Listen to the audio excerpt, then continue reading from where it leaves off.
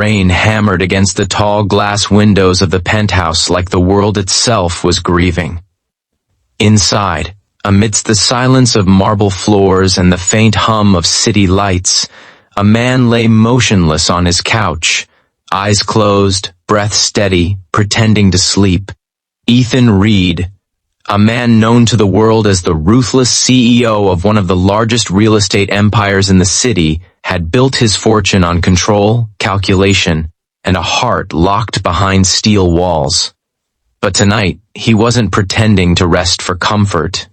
He was pretending to sleep because he wanted to see something, or someone. Ibrufri, he wanted to see her.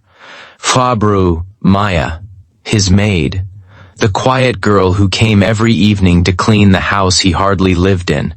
She was always gentle, moving like a whisper, carrying a sadness in her eyes that even her soft smile couldn't hide. Ethan had noticed the way she lingered by the windows sometimes, looking out at the city lights as if searching for someone who'd been lost to her. He never asked. He never cared, or at least that's what he told himself. Abrua, until tonight. Because tonight, she was about to witness something that would shatter everything he thought he knew about life, pain, and kindness. If you believe in kindness, second chances, and the power of the human heart, please take a moment to like, comment, share, and subscribe. This story might just remind you that compassion can change everything. Sabrofri. The clock struck 11. The penthouse was dark, except for the faint glow of the fireplace. Ethan lay still on the couch, his arm draped over his eyes, pretending to be asleep after a long day. He had told Maya earlier that she could finish her chores and leave, but she stayed. He could hear her light footsteps moving across the floor, the quiet clinking of dishes being washed, the sound of her humming a sad melody he didn't recognize. Then, it happened. He felt the soft shuffle of her slippers stop near him. Silence filled the air. Slowly she came closer. Say enough for him to smell the faint scent of detergent and jasmine in her clothes. He kept his breathing steady, pretending to be deep in sleep. And then, to his astonishment, he felt a light touch on his arm. Her hand, gentle, trembling, brushed a strand of hair away from his forehead. "Sir," she whispered, though he barely heard her, "I hope you find peace someday." Brrr, Ethan's chest tightened. What did she mean? He wanted to open his eyes, but something in her voice stopped him. It was too pure, too fragile, as if the sound itself would vanish if he moved. "Hey, bro, you look so tired," she continued softly. "I know people see you as strong, as perfect, but sometimes I wonder if anyone ever asks if you're okay." The words struck something deep in him, a part he had buried long ago, back when he decided emotions were a weakness. Then, he heard something that made his heart stutter.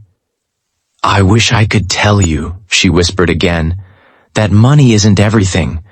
That losing people hurts more than losing wealth. But maybe you already know that. Maybe you've lost someone too." "Ibri," her voice cracked, and before he could even process it, he heard her sob, quiet, broken, real. Ethan's fingers twitched. He wanted to reach out to ask what had hurt her so much, but he stayed still, because for the first time in years, he realized he didn't know how to comfort someone. He, the man who had built empires, couldn't even offer a single word of kindness. After a few moments he heard her sniff softly and say, "You remind me of my father, sir. He used to work hard like you. Always tired, always cold on the outside but soft on the inside when no one was watching. I lost him 2 years ago. Since then I promised I'd treat every person with the kindness I wished he'd received." Her hand brushed his arm once more. "So, even if you never know this, I'll pray for you. I'll pray that you find peace, sir." Then she quietly stood up, gathered her cleaning supplies, and walked toward the door. But Ethan couldn't move. Something inside him was breaking, not painfully, but profoundly. That night, he didn't sleep. He kept hearing her words over and over again. Maybe you've lost someone too. And yes, he had. 10 years ago, when his mother died of a stroke, he'd been in a board meeting, signing off $1 million deal. He'd never forgiven himself. That guilt had turned him into what he was now, cold, closed off, untouchable. The next morning, when Maya came again, Ethan acted as if nothing had happened.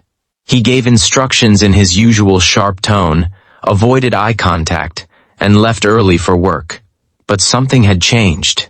He found himself wondering what kind of pain Maya carried with her every day, why she always smiled despite it.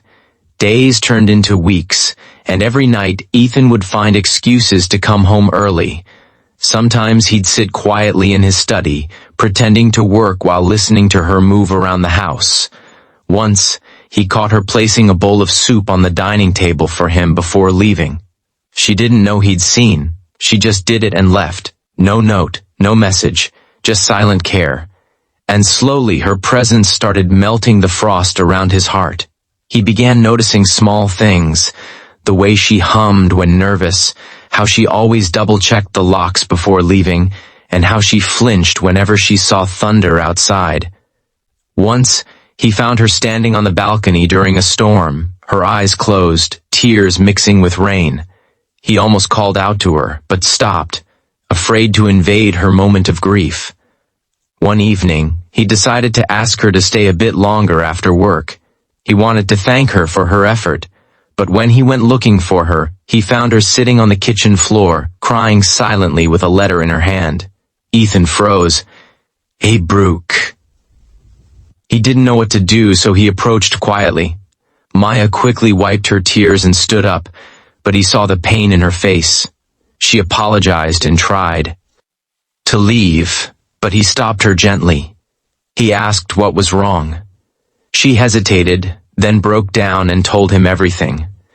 Her younger brother, the only family she had left, was in the hospital, battling a rare illness. She'd been working 3 jobs to pay for his treatment, but the bills were piling up. She hadn't eaten properly in days, hadn't slept in weeks. The letter she'd been holding was a hospital notice, a final demand for payment. Broke, Ethan listened, his heart heavy with guilt. The girl who prayed for him every night was the one drowning in pain alone. At night, he didn't sleep again. He went through her file in the household management system, found her address, and quietly settled the entire hospital bill under a different name. The next morning, Maya came in looking pale but hopeful. She had received a call saying an anonymous donor had paid everything. Tears of disbelief filled her eyes as she knelt on the floor and thanked God. Ethan watched from the hallway, unseen, his own eyes wet for the first time in years. Days later, Maya found out it was him. She came to him, eyes trembling with gratitude and confusion, asking why he'd do something like that. Ethan looked at her for a long moment before saying, "Because once you prayed for me when no one else did." After that day, their relationship changed. Not romantically, but deeply, humanly. She became someone he confided in, someone who reminded him of what truly mattered. He started giving more to charity, spending time visiting hospitals, and treating his employees with kindness. His company began to flourish in a new way, not just in profits, but in purpose. Months later, Ethan invited Maya and her brother to a dinner party at his mansion. She came shyly, wearing a simple dress, her brother smiling beside her. The night was filled with laughter and warmth, something Ethan hadn't felt in years. But the most emotional moment came later, when Maya stood near the same couch wherever everything began, the place where he had once pretended to sleep. She smiled softly and said, "You know, sir, that night, I never imagined you were awake." Ethan smiled too, eyes misty, and that night he said, "That one act of kindness would change my life." They stood in silence for a moment, the city lights glowing behind them, their reflections shimmering like two souls who had finally healed. Ethan realized that sometimes, people enter your life not to stay forever, but to remind you of who you were meant to be. As Maya left that night, Ethan whispered a quiet thank you, not just to her, but to life itself. Because he had learned that wealth means nothing without warmth, and success means nothing without compassion. And as the door closed behind her, he sat on the same couch again, looking at the stars through the glass. This time, he didn't pretend to sleep. This time, he smiled. Genuinely, peacefully. If this story touched your heart, please like, comment, share, and subscribe. Your support helps us share more stories that remind the world that kindness still exists. And before you go, tell us in the comments, do you believe one